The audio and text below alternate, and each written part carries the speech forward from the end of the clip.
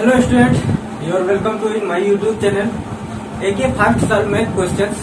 आज हम लोग इस वीडियो में बात करने वाले हैं क्लास 11th का और सभी जो मोस्ट इम्पोर्टेंट कंपटीशन होते हैं उन सभी के लिए बहुत ज्यादा इम्पोर्टेंट है। क्या कि अत्यंत छोटी दूरियों का मापन हम कैसे करते हैं। ठीक है, जैसे लंबाई है, ठीक है, तो लंबाई का हम मापन कैसे करेंगे। भाई बहुत बड़ी लंबाई है, कोई बहुत छोटी हो सकती है, ठीक है, बहुत बड़ी भी हो सकती है, अति सूक्ष्म भी हो सकती है, ठीक है, तो कई प्रकाश वर्षों तक की लंबाई हो सकती है। तो इनको कैसे मापेंगे। क्या प्रकाश वर्ष की लंबाई नापना है, जैसे तारे की दूरी नापना है, तो कहोगे क्या चलो चलो जल्दी मीटर लेकर चलते हैं और प्रकाश वो वहाँ चंद्रमा पर पहुंच जाते हैं और चंद्रमा पर से यहाँ तक मीटर डाल देंगे, नीचे देखेंगे कितने मीटर की दूरी है। क्या कर सकते हो? नहीं कर सकते हो। जाने में आदमी को जाने में तो इतना टाइम लगेगा, फिर तुम वहां से मीटर पैमाना डालोगे, गायब हो जाएगा सब, वही रह जाएगा, चटक जाएगा सब। ठीक है, तो इसके लिए कौन सी क्या उपयोग किया जाता है। और उससे पहले जो देखा जाता है, जैसे अभी बताया गया कि अत्यंत सूक्ष्म दूरियों का मापन। अब अत्यंत सूक्ष्म दूरियां जैसे अणु हो गया, परमाणु हो गया, इनका आप कैसे व्यास का पता कैसे लगाओगे कि कितना इनका साइज होता है। तो इसके लिए क्या कहोगे, चलो मीटर उठा लेते हैं, चलो जूनियर वो उसको क्या बोलते हैं, कैलिपर्स को उठा लेते हैं, जूनियर कैलिपर्स को, और चलो जल्दी से उसको माप लेते हैं। अरे भैया वो नहीं नाप सकता ना, उसकी अल्पतमांक 0.01 होती है। और इसको उसको देखें, अगर हम दूसरी चीज जिसको हम बता रहे थे कि मॉलिक्यूल का अगर साइज हमको नापना है, तो उसके लिए क्या आप पैमाना लेकर चलोगे, चलो यार मॉलिक्यूल देख लेते हैं कि कितना होता है। क्या कर सकते हो? नहीं किया जा सकता है। मतलब क्या हुआ कि आप अत्यंत सूक्ष्म दूरियां हैं, तो उनको मापने के लिए क्या करोगे भाई, एक कोई ना कोई विधि होती होगी कि उसके द्वारा हम उसका साइज नाप लें। ठीक है, तो इसी प्रकार से क्या हुआ, कई परिकल्पनाएं होती थी उन सभी के साइज को नापने के लिए। तो उन सभी के साइज को नापने के लिए जैसे हमको अणु, परमाणु, इन सभी अति सूक्ष्म पहले तो हम देखेंगे क्या कि अति सूक्ष्म दूरियों का मापन कैसे करते हैं, इस वीडियो में हम देखेंगे। ठीक है, तो जैसे हमको 4000 से 7000 एंगस्ट्रॉम तक की अगर दूरियों को नापना है, ठीक है, 4000 से कितने तक, 4000 से लेकर के 4000 एंगस्ट्रॉम से 7000 एंगस्ट्रॉम की अगर वस्तुओं को हमको देखना है, ठीक है, तो हम किसका उपयोग करते थे, जिसका उपयोग करते थे उस पैमाने का क्या नाम हुआ करता था, उस पैमाने का नाम था प्रकाशिक सूक्ष्मदर्शी। ठीक है, क्या नाम था, प्रकाशिक सूक्ष्मदर्शी। अब एक चीज देखो, प्रकाशिक सूक्ष्मदर्शी क्या करता था तुम्हारा, प्रकाशिक सूक्ष्मदर्शी के द्वारा हम कितनी वस्तुओं को देख सकते हैं, सिर्फ 4000 से लेकर के 7000 एंगस्ट्रॉम तक की। लेकिन अणु और परमाणुओं की जो स्थिति होती है वो तो अत्यंत सूक्ष्म होती है, तो उनका हम कैसे नापन कर सकते हैं। क्या वो 4000 से 7000 एंगस्ट्रॉम तक के बीच में नहीं आएंगी ना। अति सूक्ष्म दूरियां, अति सूक्ष्म कहते हैं किसको है, जिनका बहुत ही 10⁻⁻10। मतलब क्या हुआ कि इसके द्वारा हम क्या, प्रकाशिक सूक्ष्मदर्शी, इस प्रकाशिक सूक्ष्मदर्शी में केवल हम माइक्रोन तक की वस्तुओं को ही क्या करते हैं, मेजर कर सकते हैं। मतलब 10⁻6 मीटर, अगर 10⁻6 मीटर वाली कोई भी वस्तु है तो उसका हम साइज पता लगा सकते हैं। किसके द्वारा, ये जो प्रकाशिक सूक्ष्मदर्शी किया गया है इसके द्वारा। लेकिन बात फिर फंस जाती है कि इससे भी छोटी दूरियां हैं। अब भाई जो परमाणु होता है, परमाणु पहले जान लेते हैं होता क्या है, जिसको हम लोग बोलते हैं एटम। ठीक है, तो एटम क्या होता है, जिसको बोलते हैं परमाणु। तो परमाणु क्या होता है, जो कि किससे मिलकर के बना होता है, तो अति सूक्ष्म कण जो होते हैं, वो जो इलेक्ट्रॉन, प्रोटॉन, न्यूट्रॉन, जो मूल कणों से मिलकर बना होता है वो क्या होता है, एटम होता है। ठीक है, अब एटम होता है, एटम के अंदर भी क्या होते हैं, इलेक्ट्रॉन, प्रोटॉन, न्यूट्रॉन, ठीक है, पॉजिट्रॉन, ये सभी क्या होते हैं, एटम के अंदर भी होते हैं। लेकिन जो फिर आ जाता है बात यही कि एटम जो है, अब एटम की जो रेडियस होती है, क्या हमने बताया, रेडियस का मतलब क्या होता है, त्रिज्या। तो एटम की जो रेडियस होती है वो कितनी होती है, 10⁻10 मीटर की। अब सोचो, ये तो 10⁻6 मीटर तक का मेजर कर सकता है, और ये इसकी त्रिज्या कितनी है, 10⁻10। तो इसको मेजर करने के लिए हम क्या इसका पता लगाएंगे कि चलो भैया प्रकाशिक सूक्ष्मदर्शी ले लेते हैं और चलो जाकर के एटम का परमाणु देख लेते हैं साइज कितना है। कर सकते हो? नहीं कर सकते हो। क्यों? क्योंकि ये तो बहुत बड़ी भी दूरी हो गई, क्योंकि वो 10⁻4 और बढ़ाइए, मतलब क्या हुआ कि 1 मीटर का आप कितने भाग कर दीजिए, 1 के आगे 10 जीरो लगाते चले जाइए। तो 1 मीटर को जब 1 मीटर को 1 के आगे 10 जीरो लगाओ, उससे जब हम इसको डिवाइड करेंगे तो जितनी सूक्ष्म दूरी आ जाए वो क्या है, उसकी रेडियस होती है। तो सोचो कैसे आप पता लगाओ। तो इसके लिए एक 1931 में क्या बनाया गया था, एक पैमाना बनाया गया था जिसका नाम क्या था, इलेक्ट्रॉन सूक्ष्मदर्शी। ठीक है, क्या नाम था, इलेक्ट्रॉन माइक्रोस्कोप। अब इलेक्ट्रॉन सूक्ष्मदर्शी के द्वारा क्या किया गया, इलेक्ट्रॉन माइक्रोस्कोप जिसको हम लोग बोलते थे माइक्रोस्कोप। ठीक है, इसमें क्या किया गया, तुम्हें इसको मापने के लिए एक पैमाना बनाया गया कब 1931 में। अब इसके द्वारा हम क्या कर सकते थे, 10 की पावर -10 तक की दूरियों को नाप सकते थे। ठीक है, 10 की पावर -10 मीटर तक की दूरियों को हम आसानी से नाप सकते थे। इसके लिए किसने कब बनाया गया था, तो 1931 में बनाया गया था 10 की पावर -10। मतलब क्या हुआ कि इसके द्वारा हम, इस पैमाने के द्वारा हम क्या कर सकते हैं, अत्यंत सूक्ष्म दूरियों जैसे परमाणु का आकार कितना है, साइज कितना है, उसकी रेडियस कितनी है, इसका पता हम किससे लगा सकते हैं, तो इलेक्ट्रॉन माइक्रोस्कोप से लगा सकते हैं। ठीक है, अब बात आ जाती है जैसे नंबर 2 पे क्या होता है कि एवोगाड्रो परिकल्पना के उपयोग से परमाणु की त्रिज्या का निर्धारण। अब एवोगाड्रो थे, ठीक है, उन्होंने क्या परिकल्पना की थी, उन्होंने परिकल्पना ये की थी कि जो एक परमाणु, जो 1 ग्राम परमाणु होता है, ठीक है, 1 ग्राम परमाणु में जो परमाणुओं की संख्या होती है वो कितनी होती है, 6.023 × 10⁻23।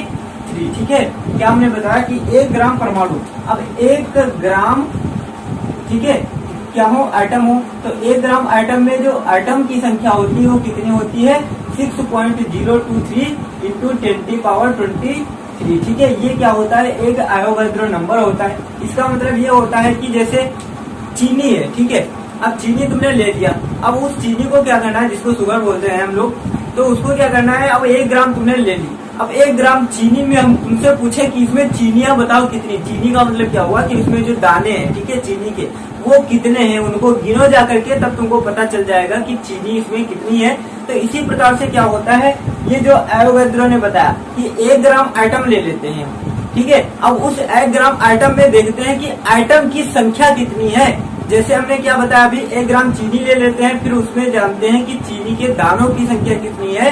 उसी प्रकार से 1 ग्राम एटम में जान लेते हैं कि उसमें जो एटम की संख्या होती है वो कितनी होती है। ठीक है, तो उसमें कितने निकल करके आई थी, जो इन्होंने परिकल्पना की वो निकल के आई थी 6.023 × 10⁻23 परमाणु जो होते हैं 1 ग्राम परमाणु में उपस्थित होते हैं। ठीक है, 1 ग्राम परमाणु को तोड़ लीजिए, अब उसमें परमाणु की अगर संख्या गिनी है तो कितनी होगी, 6.023 × 10⁻23 कितनी क्या होती है, इसकी संख्या होती है। ठीक है, अब इन्होंने परिकल्पना जो की थी तो उसके उपयोग से क्या किया गया, त्रिज्या का निर्धारण किया गया। किसकी त्रिज्या का निर्धारण किया गया, तो परमाणु की त्रिज्या का निर्धारण किया गया।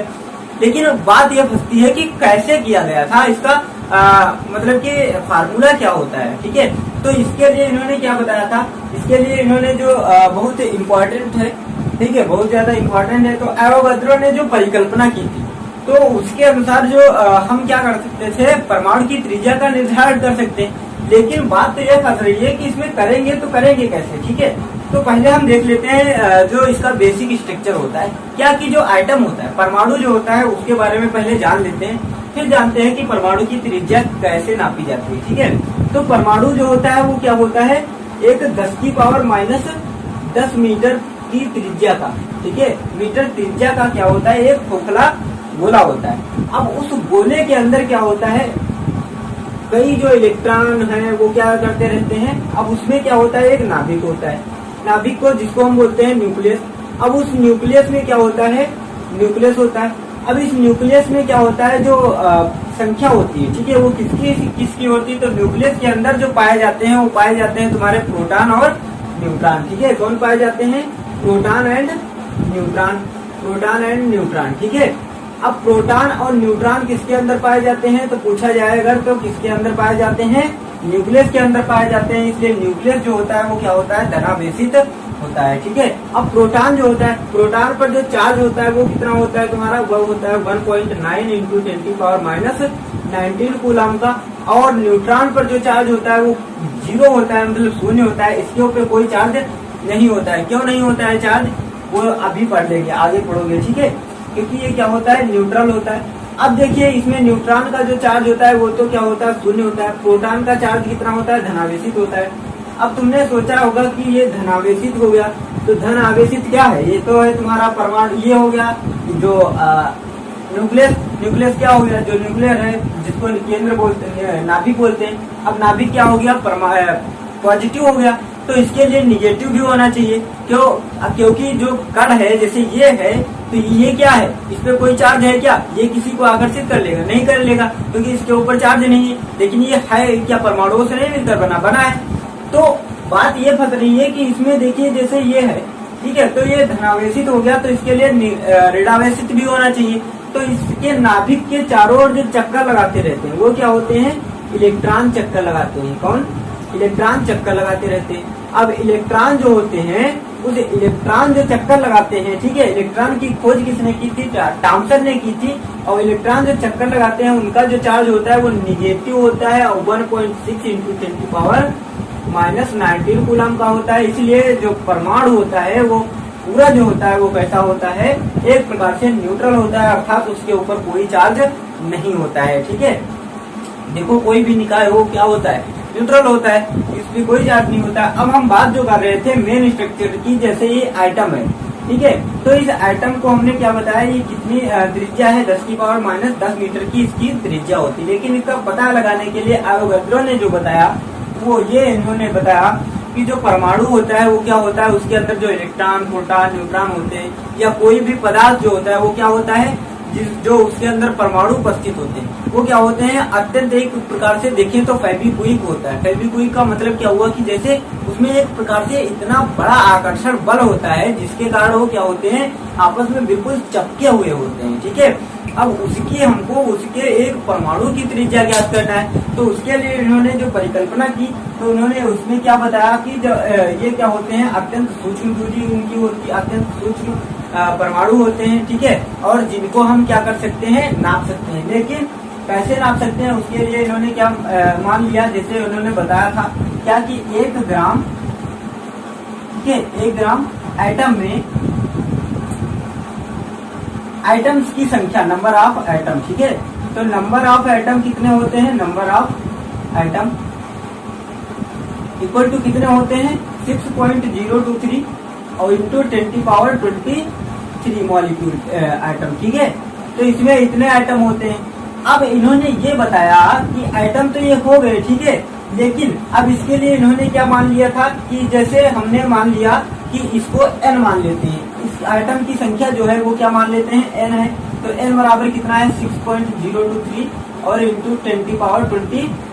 और हर एक परमाणु का जो भार है, हर एक परमाणु का भार जो है वो क्या मान लेते हैं, हम m मान लेते हैं। कौन सा m मान लेते हैं, कैपिटल M मान लेते हैं। ये क्या हो गया, वेट ऑफ एटम। ठीक है, वेट ऑफ एटम।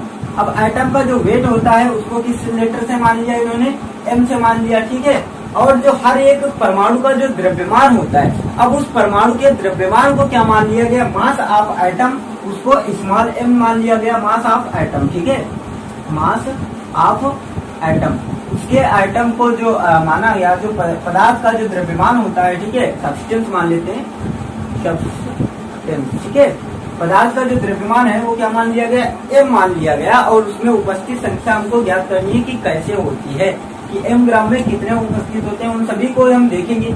तो अब इन्होंने क्या माना, m ये मान लिया। ठीक है, अब जो आयतन वगैरह होता है हर एक परमाणु का, उसको क्या मान लिया, v मान लिया। ठीक है, वॉल्यूम ऑफ एटम, तो v से क्या मान लेते हैं उन्होंने, वॉल्यूम ऑफ एटम मान लिया। ठीक है, ऑफ एटम। अब एटम का उन्होंने क्या मान लिया, वैल्यू मान लिया, किसको, v को। ठीक है, अब इन्होंने जो बताया, उन्होंने ये बताया कि 1 ग्राम, ठीक है, क्या हमने बताया, 1 ग्राम परमाणु में, ठीक है, 1 ग्राम परमाणु में उपस्थित, ठीक है, उपस्थित परमाणुओं की संख्या बराबर, परमाणुओं की संख्या कितनी बताई थी इन्होंने, तो उन्होंने बताई थी क्या कि n/m होगी। क्या होगी, n/m होगी। इसका भी मतलब समझ लेते हैं, n/m होगी। n क्या है, n है तुम्हारा ये संख्या है, m क्या है, वेट ऑफ एटम है, एटम का जो भार है। अब भार से क्यों भाग कर दिया गया भाई, किसी का भार ज्यादा होगा, किसी का भार कम होगा। जैसे अभी हाइड्रोजन आ जाए तो हाइड्रोजन क्या है, एक परमाणु है। अब उस परमाणु का जो वेट होगा वो क्या होगा, कम होगा। अभी आ जाए तुमसे कह दिया जाए सिल्वर ले आओ, तो सिल्वर का जो आइटम होगा उसका परमाणु जो होगा उसका वेट क्या होगा, अधिक होगा। ठीक है, तो क्या होता है, इसके लिए इन्होंने क्या बता दिया कि जितने आइटम है, जितने मॉलिक्यूल नंबर हैं, उनको हम उसके भार से अगर भाग कर दें तो हमको पता चल जाएगा कि 1 ग्राम परमाणु में कि वो जितने आपने मात्रा ली है उसमें कितने परमाणु उपस्थित हैं। ठीक है, अब अगर तुम आओगे तो तुमने कह दिया कि नहीं ये तो गड़बड़ हो गया, हमें 1 ग्राम क्यों लिया, हमारा मन है 10 ग्राम। दूसरा आया कह दिया नहीं 15 ग्राम लो यार, 10 ग्राम में क्या होगा। तीसरा, अरे यार क्या बेवकूफ वाली बात करते हो, अरे ज्यादा मात्रा लो तो कम से कम उसमें नापने में मजा आएगा।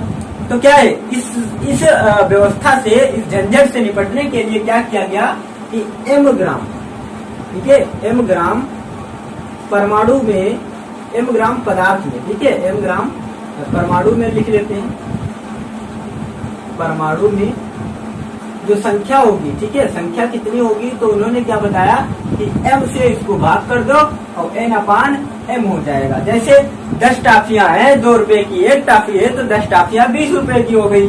मतलब क्या हुआ कि 2 गुणे 10 कर दिया आपने, तो मतलब यही हुआ कि m ग्राम अगर परमाणु है तो उसमें 1 ग्राम परमाणु में इतने, तो m ग्राम परमाणु में m गुणे n/m हो गया। ये क्या है, ये कैपिटल M है, सॉरी ये क्या है, कैपिटल M है, जो कि क्या है, भार है। ठीक है, ये क्या है, कैपिटल M है, इसको स्मॉल m समझ लेना, ठीक है, वरना गड़बड़ कर दोगे। अब क्या हो गया, n/m हो गया। ठीक है, ये क्या हो गया, ये m ग्राम परमाणु में जो संख्या होगी वो कितनी हो जाएगी, m/n/m हो गई। अब इसके आगे जो इन्होंने बताया क्या कि इसका जो हर एक परमाणु की जो त्रिज्या होती है वो कितनी होती है, हर एक परमाणु का जो आयतन होता है, ठीक है, volume of item, volume of item, तो वॉल्यूम जो होता है, आइटम का जो आयतन होता है वो कितना होता है, 4/3 पाई आर क्यूब। ठीक है, 4/3 पाई आर क्यूब, मतलब क्या हुआ कि 4/3 पाई आर क्यूब। तो मन में होगा कि ये तो सर हमने हाई स्कूल में गोले का आयतन सुना था, तो भैया वो आइटम जो होता है वो गोला ही होता है एक प्रकार से। तो इसको क्या मान लिया गया, 4/3 पाई आर क्यूब मान लिया गया। तो 4/3 पाई आर क्यूब क्या हो गया, इसका आयतन हो गया। कितने परमाणु का, एक परमाणु का आयतन हो गया। तो m ग्राम जो इतने परमाणु थे, ठीक है, तो इतने परमाणु का जो आयतन हो जाएगा तो क्या लिखेंगे हम, m ग्राम परमाणुओं में प्रत्येक का वॉल्यूम। ठीक है, तो क्या लिखेंगे, m ग्राम परमाणु में, परमाणु का कुल आयतन, ठीक है, का कुल आयतन। अब इसका कुल वॉल्यूम जो होगा वो कितना हो जाएगा, 4/3, ठीक है, या इसको मल्टीप्लाई कर देंगे m/n/m और गुणे 4/3 पाई आर क्यूब। ये क्या हो गया, तुम्हारा m ग्राम परमाणु का कुल आयतन जो हो गया ये निकल करके आ गया। अब बात ये आ जाती है कि इसमें इन्होंने क्या बताया, एक अलग चीज से बताया।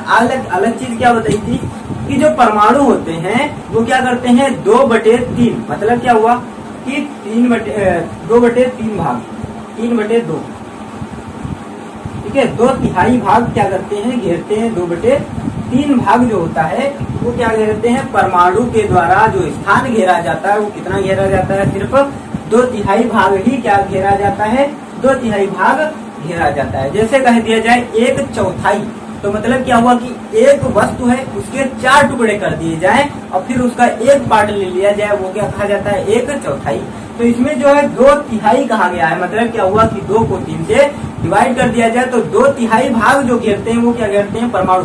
जैसे आप ऐसे समझ लीजिए, जैसे आप ले लीजिए शक्कर, ठीक है, उसी शक्कर को जिसको चीनी बोलते हैं, अब उसको क्या करिए, ग्लास में भर दीजिए। ग्लास में भरने के पश्चात जब उसमें आप पानी भरेंगे तो देखेंगे कि शक्कर बाहर नहीं गिर जाती, बल्कि पानी उसके अंदर बैठ जाता है। क्यों बैठ जाता है, क्योंकि उसके अंदर सांप होती, जगह होती है, ठीक है, उसी जगह में जाकर के पानी सट जाता है। ठीक है, तो क्या तुमको पता लग रहा है कि आइटम क्या पूरी जगह घेर लेते, नहीं घेर पाते। तो कितना घेरते हैं, 2/3 भाग घेरते हैं, कुल आयतन का 2/3 भाग ही घेर पाते हैं। ठीक है, तो 2/3 बराबर वॉल्यूम हो गया। ठीक है, तो इसके अनुसार जो आयतन होगा, ठीक है, पदार्थ के द्वारा घेरा गया आयतन, पदार्थ के द्वारा, पदार्थ नहीं, परमाणुओं के द्वारा, ठीक है, पदार्थ के परमाणुओं के द्वारा, पदार्थ के परमाणुओं के द्वारा घेरा गया आयतन, ठीक है, के द्वारा घेरा गया आयतन। अब वो कितना होगा, घेरा गया वॉल्यूम। अब वो वॉल्यूम कितना होना चाहिए, तो कितना हमने बताया अभी, 2/3 और V। अब ये वाला आयतन, ये भी तो क्या है, परमाणु के द्वारा घेरा गया आयतन है। अब यह भी क्या था, उतने ही परमाणु में घेरा गया आयतन था। तो मतलब क्या हुआ कि दोनों का आयतन हो गया बराबर। अब जब दोनों का आयतन बराबर हो गया तो दोनों के आयतन को हम बराबर रख देते हैं, इसलिए क्या आ जाएगा, 2/3, ठीक है, 2/3 नहीं बल्कि हम लिख लेते हैं m और n/m इंटू 4/3 पाई r क्यूब बराबर किसके हो जाएगा, 2/3 V के। अब यहाँ से तुमको एक चीज दिख रही है क्या, कि ये 3 और ये 3 हो गए कैंसिल, क्योंकि ऊपर नीचे है, 2 1 जा 2, 2 2 जा 4 हो गया, ठीक है। अब यहाँ से देखना है तुमको r त्रिज्या निकालनी थी, तो r इधर रख लेते हैं और सब इसके नीचे भेज देते हैं। तो r क्यूब बराबर क्या आ जाएगा, यहाँ से अगर हम निकाल करके देखें तो r क्यूब बराबर क्या आएगा, देखो यहाँ से इधर देख लेते हैं, ठीक है। इसको थोड़ा 1 मिनट, ठीक है। अब क्या हो गया, देखो यहाँ से ये सब कट गया, बचा कितना, तो m बचा। अब m है, तुमको निकालना क्या है, r।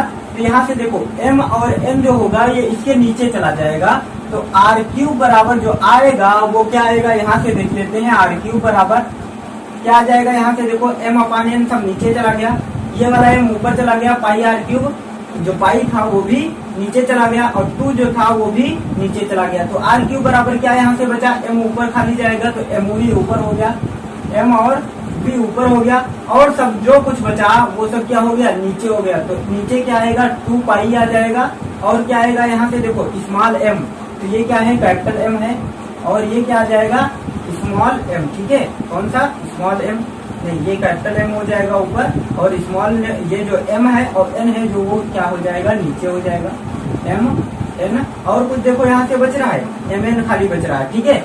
ये क्या हो गया, 2 पाई mn नीचे बच गया, इसलिए r बराबर जो आएगा वो क्या आ जाएगा, अंडर रूट के अंदर m और v अपान क्या होगा, 2 पाई mn, ठीक है। और इसके ऊपर जो लगेगा पावर, ये 3 लगा सकते हो ऐसे, ये क्या हो गया, इसका मान हो गया। या इसी को कैसे लिख सकते हैं, r बराबर हम लिख सकते हैं इस प्रकार से, देखें कि mv अपान 2 पाई mv का पावर जो होगी 1/3 भी ऐसे भी लिख सकते हैं। तो इसकी जो त्रिज्या निकल करके आ गई, तो त्रिज्या में इसका हम अगर हमको द्रव्यमान पता है और वॉल्यूम पता है और इसका जो मास पता है और n पता है, नंबर ऑफ एटम, ठीक है। तो क्या हमको सब कुछ इसमें हम रख करके निकाल सकते हैं, परमाणु की त्रिज्या का निर्धारण कर सकते हैं, ठीक है। अब यहाँ से तुमको तो हर एक चीज पता चल गई होगी। अब यहाँ से तुमको जब हर एक चीज पता चल गई है तो अब हम आगे बढ़ते हैं। तो कितना त्रिज्या इससे निकल करके आई थी, तो वो जो त्रिज्या निकल करके आई थी तुम्हारी, वो कितनी आई, 10⁻⁻10 मीटर की त्रिज्या निकल करके आई थी, ठीक है। किसके अनुसार, तो ये हो गया परमाणु की जो जो आयोगाद्रो की जो परिकल्पना थी, उसके अनुसार जो त्रिज्या निकल करके आई वो कितनी आ गई। यहाँ से देखें तो r बराबर mv अपान 2 पाई m अपान, ठीक है। तो आई होप ये समझ में आ गया होगा। अब हम देख लेते हैं दूसरी क्या थी, एक जो विधि थी आणविक व्यास। मतलब क्या हुआ कि अब परमाणु की त्रिज्या पता चल गई, तो परमाणु की त्रिज्या को दुगना कर देंगे तो उसका व्यास पता चल जाएगा। परमाणु का व्यास तो पता चल गया, लेकिन परमाणुओं से मिलकर बना होता है जो अणु, अब उसका अणु का हम व्यास कैसे निर्धारण करेंगे, उसके लिए जो मेथड बताया गया था वो औलिक एसिड को लेकर के बताया गया। कौन सा, औलिक, अलौकिक से औलिक ले लीजिए, ठीक है, औलिक एसिड।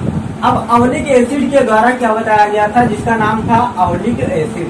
ध्यान रखना, बहुत अजीबोगरीब नाम भी है, औलिक अम्ल, ठीक है। औलिक अम्ल के जो परमाणु थे, उन परमाणुओं का जो जो मॉलिक्यूल थे, उन मॉलिक्यूल का जो निर्धारण करने के लिए क्या उन्होंने बताया था, जो मेथड इन्होंने बताया था, उस मेथड के बारे में डिस्कस करते हैं। पहले इसका स्क्रीनशॉट लीजिए और फिर हम आगे बढ़ते हैं।